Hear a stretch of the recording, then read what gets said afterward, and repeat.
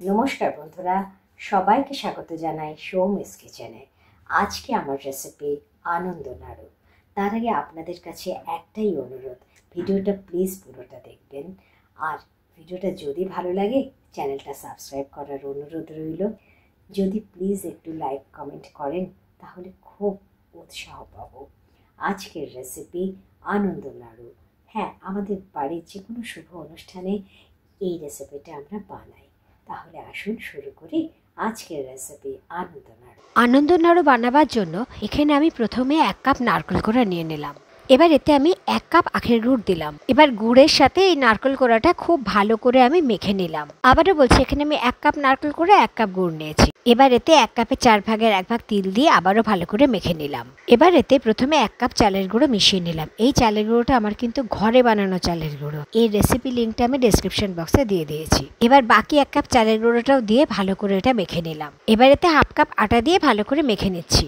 একটা কথা, আনন্দ নাড়ুটা মাখার সময় কোনো জল পড়বে না। যতক্ষণ ভিজে ভাব থাকবে ততক্ষণ আপনাকে চালের গুঁড়ো বা আটা মিশিয়ে যেতে হবে, যতক্ষণ না এই মাখাটাতে একটা নাড়ু পাকানোর মতো বাঁধন আসবে। যদি দরকার হয় তার জন্য আরো কিছুটা আটা বা চালের গুঁড়ো একটু মিশিয়ে নেবেন। এবার 10 মিনিট ঢাকা দিয়ে রাখবো। 10 মিনিট পর আমার এই মাখাটা লাড্ডু পাকাবার মতো অবস্থায় চলে এসছে। এবার এর থেকে আমি আন্দাজ মতো কিছুটা নিলাম, একটা লেবুর মতো নিয়ে হাতে এরকম গোল করে প্রথম আনন্দ নাড়ুটা তৈরি করে ফেললাম।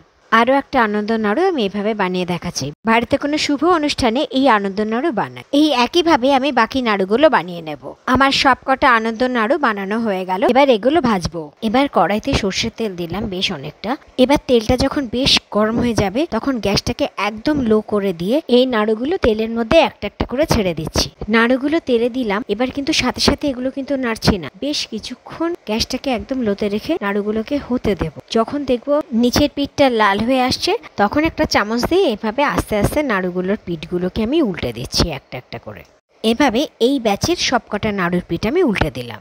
এবার এই পিঠটাও যখন লাল হয়ে আসবে একটু তেলটা ঝরিয়ে তখন আমি এরকম একটা ফুটো হাতা দিয়ে এই নাড়ুগুলোকে এইরকম একটা জালির ওপর তুলে রাখছি, যাতে এর বাড়তি তেলটা পুরোপুরি ঝরে যায়। এভাবে প্রথম ব্যাচের সবকটা আনন্দ নাড়ু আমি ভেজে এরকম জালির উপর তুলে রাখলাম বাড়তি তেলটা ঝরাবার জন্য।